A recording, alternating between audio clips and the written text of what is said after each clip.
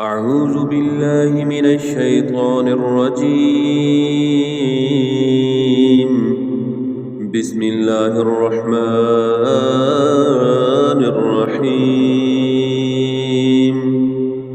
الحمد لله الذي أنزل على عبده الكتاب ولم يجعل له عوجا قيما لينذر بأسا شديدا من لدنه ويبشر المؤمنين الذين يعملون الصالحات أن لهم أجرا حسنا ماكثين فيه أبدا وينذر الذين قالوا اتخذ الله ولدا ما لهم به من علم ولا لآبائهم كبرت كلمة تخرج من أفواههم إن يقولون إلا كذبا فلعلك باخع نفسك على آثارهم إن لم يؤمنوا بهذا الحديث أسفا إنا جعلنا ما على الأرض زينة لها لنبلوهم أيهم أحسن عملا وإنا لجاعلون ما عليها صعيدا جرزا أم حسبت أن أصحاب الكهف والرقيم كانوا من آياتنا عجبا إذ أوى الفتية إلى الكهف فقالوا ربنا آتنا من لدنك رحمة وهيئ لنا من أمرنا رشدا فضربنا على آذانهم في الكهف سنين عددا ثم بعثناهم لنعلم أي الحزبين يحصى لما لبثوا أمدا نحن نقص عليك نبأهم بالحق إنهم فتية آمنوا بربهم وزدناهم هدى وربطنا على قلوبهم إذ قاموا فقالوا ربنا رب السماوات والأرض لن ندعو من دونه إلها لقد قلنا إذا شططا هؤلاء قوم اتخذوا من دونه آلهة لولا يأتون عليهم بسلطان بين فمن أظلم ممن افترى على الله كذبا وإذ اعتزلتموهم وما يعبدون إلا الله فأووا إلى الكهف ينشر لكم ربكم من رحمته ويهيئ لكم من أمركم مرفقا وترى الشمس إذا طلعت تزاور عن كهفهم ذات اليمين وإذا غربت تقرضهم ذات الشمال وهم في فجوة منه ذلك من آيات الله من يهد الله فهو المهتد ومن يضلل فلن تجد له وليا مرشدا وتحسبهم أيقاظا وهم رقود ونقلبهم ذات اليمين وذات الشمال وكلبهم باسط ذراعيه بالوصيد لو اطلعت عليهم لوليت منهم فرارا ولملئت منهم رعبا وكذلك بعثناهم ليتساءلوا بينهم قال قائل منهم كم لبثتم قالوا لبثنا يوما أو بعد يوم قالوا ربكم أعلم بما لبثتم فابعثوا أحدكم بورقكم هذه إلى المدينة فلينظر أيها أزكى طعاما أيها أزكى طعاما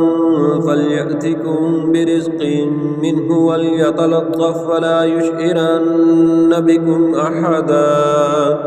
إنهم إن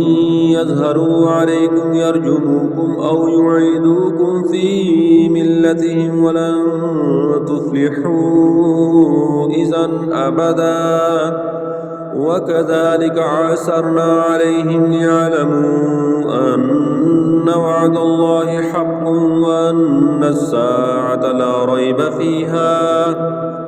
إذ يتنازعون بينهم أمرهم فقالوا ابنوا عليهم بنيانا ربهم أعلم بهم قال الذين غلبوا على أمرهم لنتخذن عليهم مسجدا سيقولون ثلاثة رابعهم كلبهم ويقولون خمسة سادسهم كلبهم رجما بالغيب ويقولون سبعة وثامنهم كلبهم قل ربي أعلم بعدتهم ما يعلمهم إلا قليل فلا تمار فيهم إلا مراء ظاهرا ولا تستفت فيهم منهم أحدا ولا تقولن لشيء إني فاعل ذلك غدا إلا أن يشاء الله واذكر ربك إذا نسيت وقل عسى أن يهديني ربي لأقرب من هذا رشدا ولبثوا في كهفهم 300 سنين وازدادوا 9 قل الله أعلم بما لبثوا له غيب السماوات والأرض يبصر به وأسمعه ما لهم من دونه من ولي ولا يشرك في حكمه أحدا واتل ما أوحي إليك من كتاب ربك لا مبدل لكلماته ولن تجد من دونه ملتحدا واصبر نفسك مع الذين يدعون ربهم بالغداة والعشي يريدون وجهه ولا تعد عيناك عنهم تريد زينة الحياة الدنيا ولا تطع من أغفلنا قلبه عن ذكرنا واتبع هواه وكان أمره فرطا وقل الحق من ربكم فمن شاء فليؤمن ومن شاء فليكفر إنا أعتدنا للظالمين نارا أحاط بهم سرادقها وإن يستغيثوا يغاثوا بماء كالمهل يشوي الوجوه بئس الشراب وساءت مرتفقا إن الذين آمنوا وعملوا الصالحات إنا لا نضيع أجر من أحسن عملا أولئك لهم جنات عدن تجري من تحتهم الأنهار يحلون فيها من أساور من ذهب ويلبسون ثيابا خضرا من سندس واستبرق متكئين فيها على الأرائك نعم الثواب وحسنت مرتفقا واضرب لهم مثل الرجلين جعلنا لأحدهما جنتين من أعناب وحففناهما بنخل وجعلنا بينهما زرعا كلتا الجنتين آتت أكلها ولم تظلم منه شيئا وفجرنا خلالهما نهرا وكان له ثمر فقال لصاحبه وهو يحاوره أنا أكثر منك مالا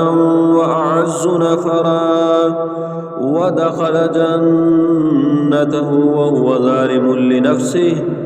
قال ما أظن أن تبيد هذه أبدا وما أظن الساعة قائمة ولئن رددت إلى ربي لأجدن خيرا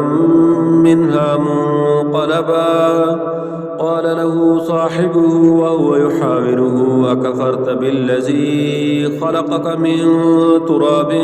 ثم من نطفة ثم سواك رجلا لكنه الله ربي ولا أشرك بربي أحدا ولولا إذ دخلت جنتك قلت ما شاء الله لا قوة إلا بالله إن ترني أنا أقل منك مالا وولدا فعسى ربي أن يؤتيني خيرا من جنتك ويرسل عليها حسبانا من السماء فتصبح صعيدا زلقا أو يصبح ماؤها غورا فلن تستطيع له طلبا وأحيط بثمره فأصبح يقلب كفيه على ما أنفق فيها وهي خاوية على عروشها ويقول يا ليتني لم أشرك بربي أحدا ولم تكن له فئة ينصرونه من دون الله وما كان منتصرا هنالك الولاية لله الحق هو خير ثوابا وخير عقبا واضرب لهم مثل الحياة الدنيا كماء إن أنزلناه من السماء فاختلط به نبات الأرض فأصبح هشيما تذروه الرياح وكان الله على كل شيء مقتدرا المال والبنون زينة الحياة الدنيا والباقيات الصالحات خير عند ربك ثوابا وخير أملا ويوم نسير الجبال وترى الأرض بارزة وحشرناهم فلم نغادر منهم أحدا وعرضوا على ربك صفا لقد جئتمونا كما خلقناكم أول مرة بل زعمتم أن لن نجعل لكم موعدا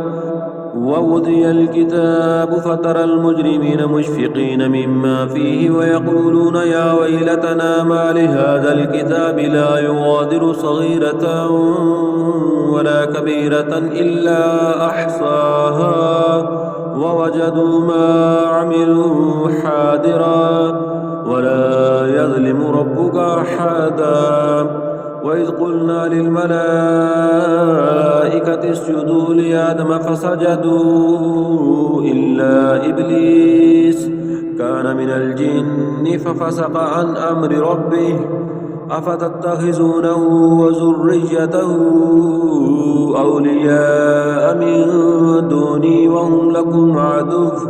بئس للظالمين بدلا ما أشهدتهم خلق السماوات والأرض ولا خلق أنفسهم وما كنت متخذ المضلين عضدا ويوم يقول نادوا شركائي الذين زعمتم فدعوهم فلم يستجيبوا لهم وجعلنا بينهم موبقا ورأى المجرمون النار فظنوا أنهم واقعوها ولم يجدوا عنها مصرفا ولقد صرفنا في هذا القرآن للناس من كل مثل وكان الإنسان أكثر شيء جدلا وما منع الناس أن يؤمنوا إذ جاءهم الهدى ويستغفروا ربهم إلا أن تأتيهم سنة الأولين أو يأتيهم العذاب قبلا وما نرسل المرسلين إلا مبشرين ومنذرين ويجادل الذين كفروا بالباطل ليدحدوا به الحق واتخذوا آياتي وما أنذروا هزوا ومن أظلم ممن ذكر بآيات ربه فأعرض عنها ونسي ما قدمت يداه إنا جعلنا على قلوبهم أكنة أن يفقهوه وفي آذانهم وقرا وإن تدعوهم إلى الهدى فلن يهتدوا إذا أبدا وربك الغفور ذو الرحمة لو يؤاخذهم بما كسبوا لعجل لهم العذاب بل لهم موعد لن يجدوا من دونه موئلا وتلك القرى أهلكناهم لما ظلموا وجعلنا لمهلكهم موعدا وإذ قال موسى لفتاه لا أبرح حتى أبلغ مجمع البحرين أو أمضي حقبا فلما بلغا مجمع بينهما نسيا حوتهما فاتخذ سبيله في البحر سربا فلما جاوز قال لفتاه آتنا غداءنا لقد لقينا من سفرنا هذا نصبا قال أرأيت إذ أوينا إلى الصخرة فإني نسيت الحوت وما أنسانيه إلا الشيطان أن أذكره واتخذ سبيله في البحر عجبا قال ذلك ما كنا نبغي فارتد على آثارهما قصصا فوجد عبدا من عبادنا آتيناه رحمة من عندنا وعلمناه من لدنا علما قال له موسى هل أتبعك على أن تعلمني مما علمت رشدا قال إنك لن تستطيع معي صبرا وكيف تصبر على ما لم تحط به خبرا قال ستجدني إن شاء الله صابرا ولا أعصي لك أمرا قال فإن اتبعتني فلا تسألني عن شيء حتى أحدث لك منه ذكرا فانطلقا حتى إذا ركبا في السفينة خرقها قال خرقتها لتغرق أهلها لقد جئت شيئا إمرا قال ألم أقل إنك لن تستطيع معي صبرا قال لا تؤاخذني بما نسيت ولا ترهقني من أمري عسرا فانطلقا حتى إذا لقيا غلاما فقتله قال قتلت نفسا زكية بغير نفس لقد جئت شيئا نكرا قال لم أقل لك إنك لن تستطيع معي صبرا قال لم أقل لك إنك لن تستطيع معي صبرا قال إن سألتك عن شيء بعدها فلا تصاحبني قد بلغت من لدني عذرا فانطلقا حتى إذا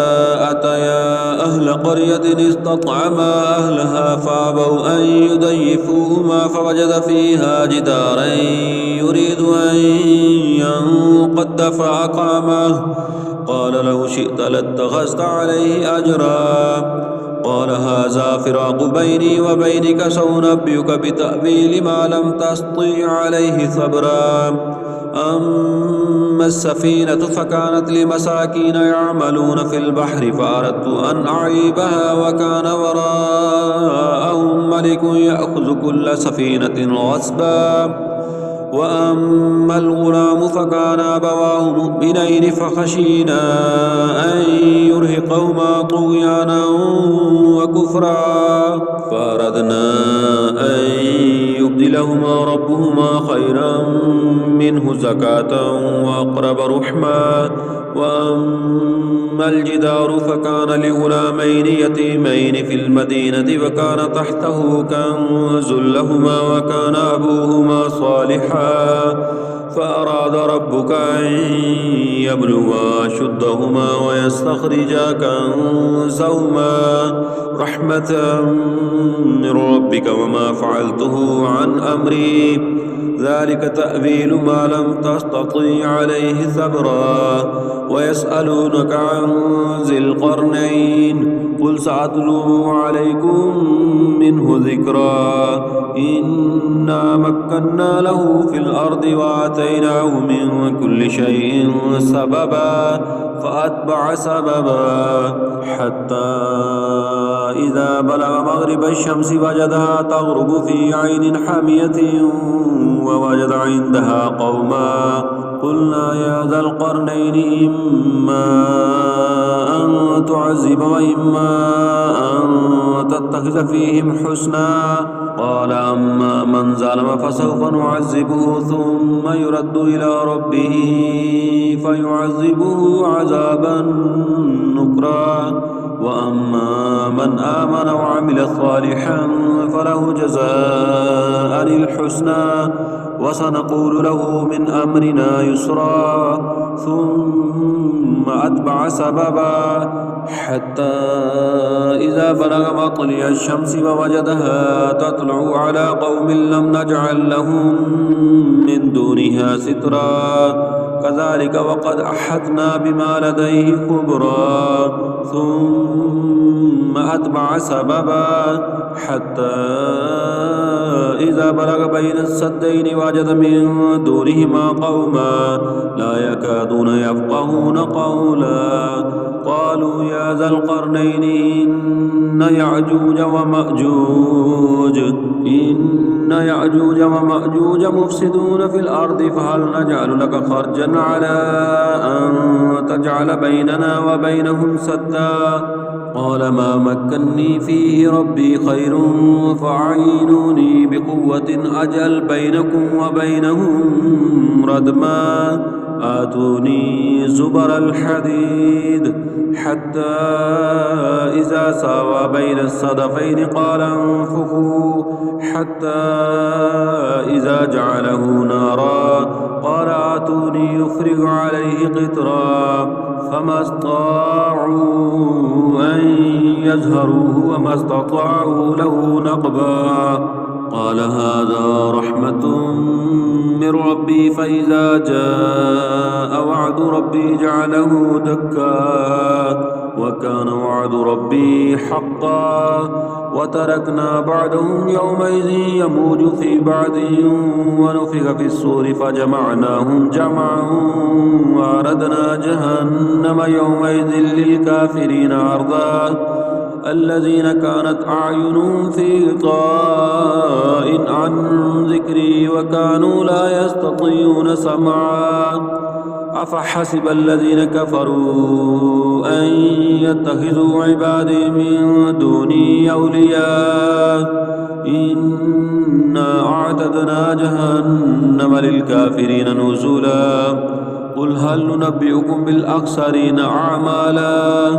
الذين ضل سعيهم في الحياة الدنيا وهم يحسبون أنهم يحسنون صنعا أولئك الذين كفروا بآيات ربهم ولقائه فحبطت أعمالهم فلا نقيم لهم يوم القيامة وزنا ذلك جزاؤهم جهنم بما كفروا واتخذوا آياتي ورسلي هزوا إن الذين آمنوا وعملوا الصالحات كانت لهم جنات الفردوس نزلا خالدين فيها لا يبغون عنها حولا قل لو كان البحر مدادا لكلمات ربي لنفد البحر قبل أن تنفد كلمات ربي ولو جئنا بمثله مددا قل إنما أنا بشر مثلكم يوحى إلي أنما إلهكم إله واحد فمن كان يرجو لقاء ربه فليعمل عملا صالحا ولا يشرك بعبادة ربه أحدا. بسم الله الرحمن الرحيم. الحمد لله الذي أنزل على عبده الكتاب ولم يجعل له عوجا قيما لينذر بأسا شديدا من لدنه ويبشر المؤمنين الذين يعملون الصالحات أن لهم أجرا حسنا ماكثين فيه أبدا وينذر الذين قالوا اتخذ الله ولدا ما لهم به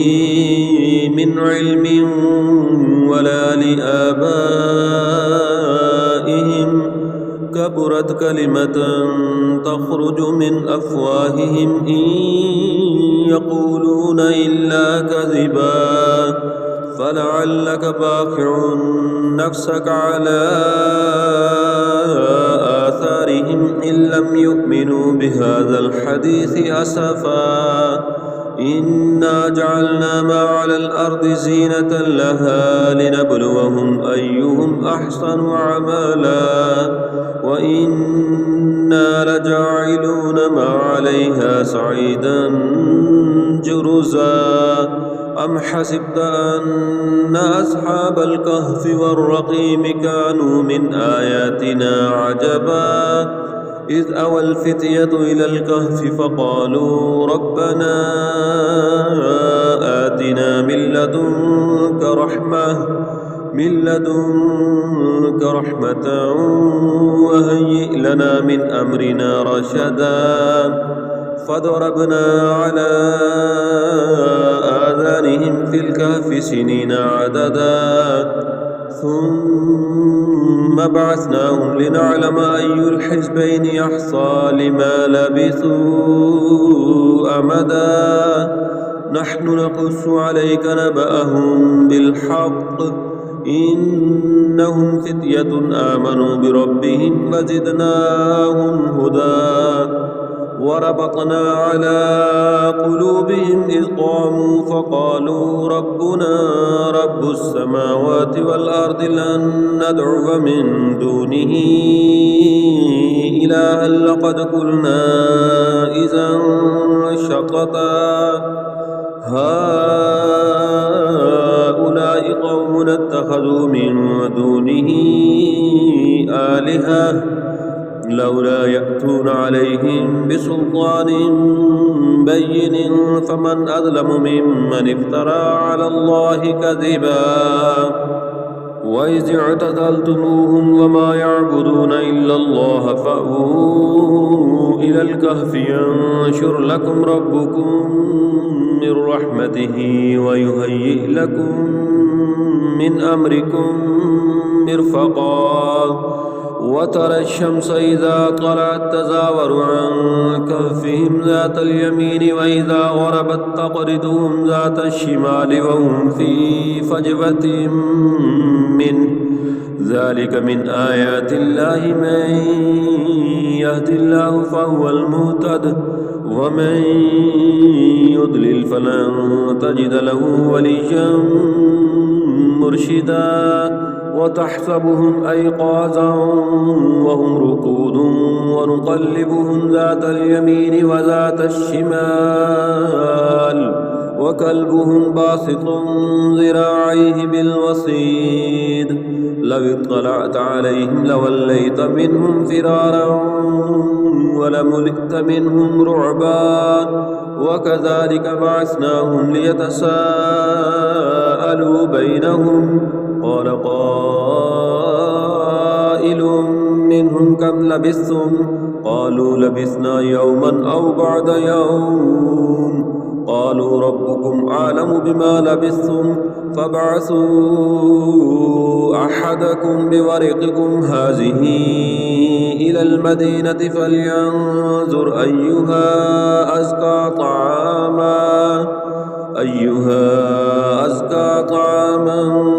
فليأتكم برزق منه وليتلطف ولا يشعرن بكم أحدا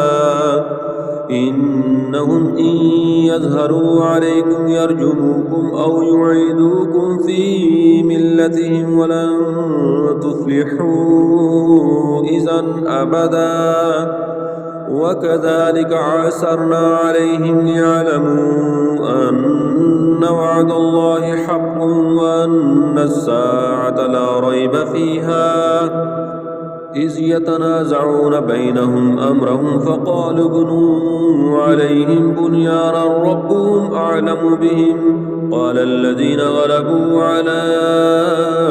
أمرهم لنتخذن عليهم مسجدا سيقولون ثلاثة رابعهم كلبهم ويقولون خمسة سادسهم كلبهم رجما بالغيب ويقولون سبعة وثامنهم كلبهم قل ربي أعلم بعدتهم ما يعلمهم إلا قليل فلا تمار فيهم إلا مراء ظاهرا ولا تستفت فيهم منهم أحدا ولا تقولن لشيء إني فاعل ذلك غدا إلا أن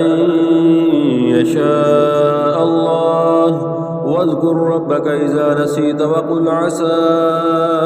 أن يهديني ربي ليقرب من هذا رشدا ولبثوا في كهفهم 300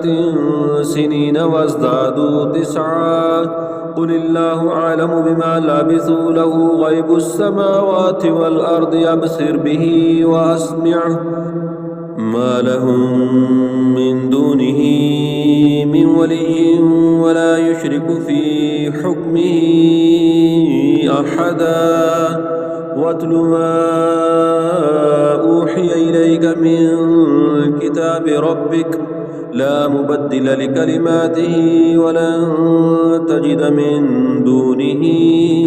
ملتحدا واصبر نفسك مع الذين يدعون ربهم بالغداة والعشي يريدون وجهه ولا تعد عيناك عنهم تريد زينة الحياة الدنيا ولا تطع من أغفلنا قلبه عن ذكرنا واتبع هواه وكان أمره فرطا وقل الحق من ربكم فمن شاء فليؤمن ومن شاء فليكفر إنا أعتدنا للظالمين نارا أحاط بهم سرادقها وإن يستغيثوا يغاثوا بماء كالمهل يشوي الوجوه بئس الشراب وساءت مرتفقا إن الذين آمنوا وعملوا الصالحات إنا لا نضيع أجر من أحسن عملا أولئك لهم جنات عدن تجري من تحتهم الأنهار يحلون فيها من أساور من ذهب ويلبسون ثيابا خضرا من سندس واستبرق متكئين فيها على الأرائك نعم الثواب وحسنت مرتفقا واضرب لهم مثل الرجلين جعلنا لأحدهما جنتين من أعناب وحففناهما بنخل وجعلنا بينهما زرعا كلتا الجنتين آتت أكلها ولم تظلم منه شيئا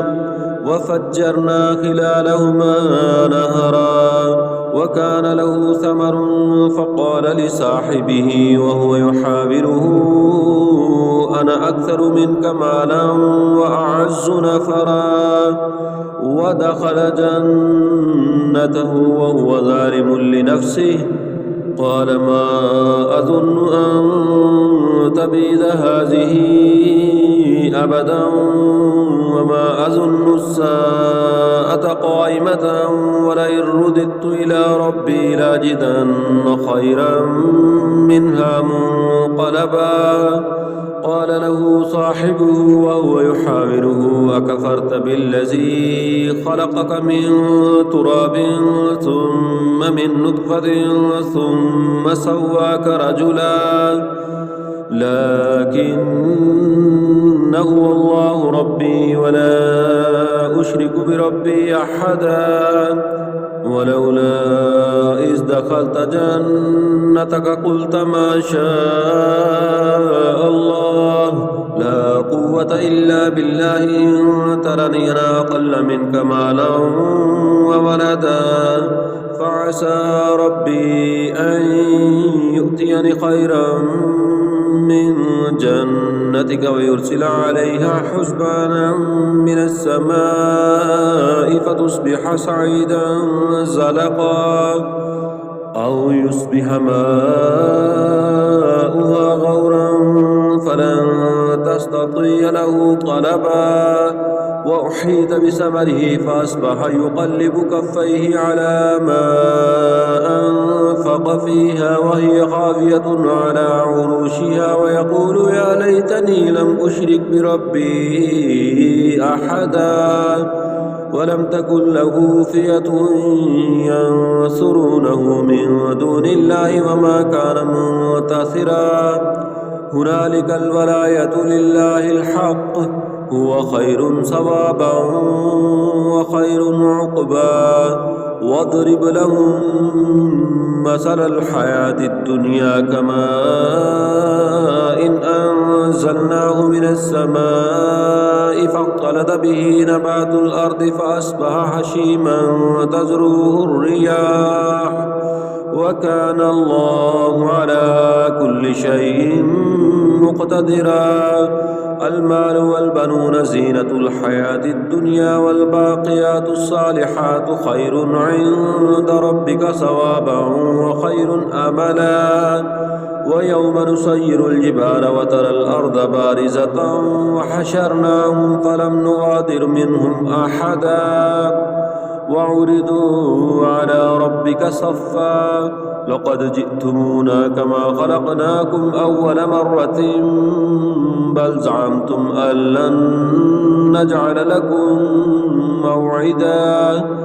ووضي الكتاب فترى المجرمين مشفقين مما فيه ويقولون يا ويلتنا ما لهذا الكتاب لا يغادر صغيرة ولا كبيرة إلا أحصاها ووجدوا ما عملوا حاضرا ولا يظلم ربك أحدا وإذ قلنا للملائكة اسجدوا لآدم فسجدوا إلا إبليس كان من الجن ففسق عن أمر ربه أفتتخذونه وذريته أولياء من دوني وهم لكم عدو بئس للظالمين بدلا ما أشهدتهم خلق السماوات والأرض ولا خلق أنفسهم وما كنت متخذ المضلين عضدا ويوم يقول نادوا شركائي الذين زعمتم فدعوهم فلم يستجيبوا لهم وجعلنا بينهم موبقا ورأى المجرمون النار فظنوا أنهم واقعوها ولم يجدوا عنها مصرفا ولقد صرفنا في هذا القرآن للناس من كل مثل وكان الإنسان أكثر شيء جدلا وما منع الناس أن يؤمنوا إذ جاءهم الهدى ويستغفروا ربهم إلا أن تأتيهم سنة الأولين أو يأتيهم العذاب قبلا وما نرسل المرسلين إلا مبشرين ومنذرين ويجادل الذين كفروا بالباطل ليدحدوا به الحق واتخذوا آياتي وما أنذروا هزوا ومن أظلم ممن ذكر بآيات ربه فأعرض عنها ونسي ما قدمت يداه إنا جعلنا على قلوبهم أكنة أن يفقهوه وفي آذانهم وقرا وإن تدعوهم إلى الهدى فلن يهتدوا إذا أبدا وربك الغفور ذو الرحمة لو يؤاخذهم بما كسبوا لعجل لهم العذاب بل لهم موعد لن يجدوا من دونه موئلا وتلك القرى أهلكناهم لما ظلموا وجعلنا لمهلكهم موعدا وإذ قال موسى لفتاه لا أبرح حتى أبلغ مجمع البحرين أو أمضي حقبا فلما بلغا مجمع بينهما نسيا حوتهما فاتخذ سبيله في البحر سربا فلما جاوز قال لفتاه آتنا غداءنا لقد لقينا من سفرنا هذا نصبا قال أرأيت إذ أوينا إلى الصخرة فإني نسيت الحوت وما أنسانيه إلا الشيطان أن أذكره واتخذ سبيله في البحر عجبا قال ذلك ما كنا نبغي فارتد على آثارهما قصصا فوجد عبدا من عبادنا آتيناه رحمة من عندنا وعلمناه من لدنا علما قال له موسى هل أتبعك على أن تعلمني مما علمت رشدا قال إنك لن تستطيع معي صبرا وكيف تصبر على ما لم تحط به خبرا قال ستجدني إن شاء الله صابرا ولا أعصي لك أمرا قال فإن اتبعتني فلا تسألني عن شيء حتى أحدث لك منه ذكرا فانطلقا حتى إذا ركبا في السفينة خرقها قال خرقتها لتغرق أهلها لقد جئت شيئا إمرا قال ألم أقل إنك لن تستطيع معي صبرا قال لا تؤاخذني بما نسيت ولا ترهقني من أمري عسرا فانطلقا حتى إذا لقيا غلاما فقتله قال قتلت نفسا زكية بغير نفس لقد جئت شيئا نكرا قال لم أقل لك إنك لن تستطيع معي صبرا قال لم أقل لك إنك لن تستطيع معي صبرا قال إن سألتك عن شيء بعدها فلا تصاحبني قد بلغت من لدني عذرا فانطلقا حتى إذا أتيا أهل قرية استطعما أهلها فأبوا أن يضيفوهما فوجد فيها جدارا يريد أن ينقض فأقامه قال لو شئت لاتخذت عليه أجرا قال هذا فراق بيني وبينك سأنبئك بتأويل ما لم تستطع عليه صبرا أما أما السفينة فكانت لمساكين يعملون في البحر فأردت أن أعيبها وكان وراءهم ملك يأخذ كل سفينة غصبا. وأما الغلام فكان أبواه مؤمنين فخشينا أن يرهقهما طغيانا وكفرا فأردنا أن يبدلهما ربهما خيرا منه زكاة وأقرب رحما. وأما الجدار فكان لغلامين يتيمين في المدينة وكان تحته كنز لهما وكان أبوهما صالحا فأراد ربك أن يبلغا أشدهما ويستخرجا كنزهما رحمة من ربك وما فعلته عن أمري ذلك تأويل ما لم تستطيع عليه صبرا. ويسألونك عن ذي القرنين قل سأتلو عليكم منه ذكرا إنا مكنا له في الأرض وآتيناه من كل شيء سببا فأتبع سببا حتى إذا بلغ مغرب الشمس وجدها تغرب في عين حامية ووجد عندها قوما قلنا يا ذا القرنين إما أن تعذب وإما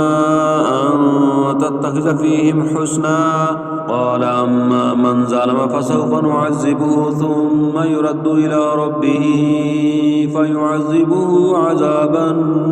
نكرا. وأما من آمن وعمل صالحا فله جزاء الحسنى وسنقول له من أمرنا يسرا ثم أتبع سببا حتى إذا بلغ مطلع الشمس ووجدها تطلع على قوم لم نجعل لهم من دونها سترا كذلك وقد أحطنا بما لديه خبرا ثم أتبع سببا حتى إذا بلغ بين السدين وجد من دونهما قوما لا يكادون يفقهون قولا قالوا يا ذا القرنين إن يأجوج ومأجوج مفسدون في الأرض فهل نجعل لك خرجا على أن تجعل بيننا وبينهم سدا قال ما مكني فيه ربي خير فأعينوني بقوة أجعل بينكم وبينهم ردما آتوني زبر الحديد حتى إذا ساوى بين الصدفين قال انفخوا حتى إذا جعله نارا قال آتوني يفرغ عليه قطرا فما استطاعوا أن يزهروه وما استطاعوا له نقبا قال هذا رحمة من ربي فإذا جاء وعد ربي جعله دكا وكان وعد ربي حقا وتركنا بعدهم يومئذ يموج في بعد ونفخ في الصور فجمعناهم جمعا وأردنا جهنم يومئذ للكافرين عرضا الذين كانت أعينهم في غطاء عن ذكري وكانوا لا يستطيعون سمعا أفحسب الذين كفروا أن يتخذوا عبادي من دوني أولياء إنا أعتدنا جهنم للكافرين نزلا قل هل ننبئكم بالأخسرين أعمالا الذين ضل سعيهم في الحياة الدنيا وهم يحسبون أنهم يحسنون صنعا أولئك الذين كفروا بآيات ربهم ولقائه فحبطت أعمالهم فلا نقيم لهم يوم القيامة وزنا ذلك جزاؤهم جهنم بما كفروا واتخذوا آياتي ورسلي هزوا إن الذين آمنوا وعملوا الصالحات كانت لهم جنات الفردوس نزلا خالدين فيها لا يبغون عنها حولا قل لو كان البحر مدادا لكلمات ربي لنفد البحر قبل أن تنفد كلمات ربي ولو جئنا بمثله مددا قل إنما أنا بشر مثلكم يوحى إلي أنما إلهكم إله واحد فمن كان يرجو لقاء ربه فليعمل عملا صالحا ولا يشرك بعبادة ربه أحدا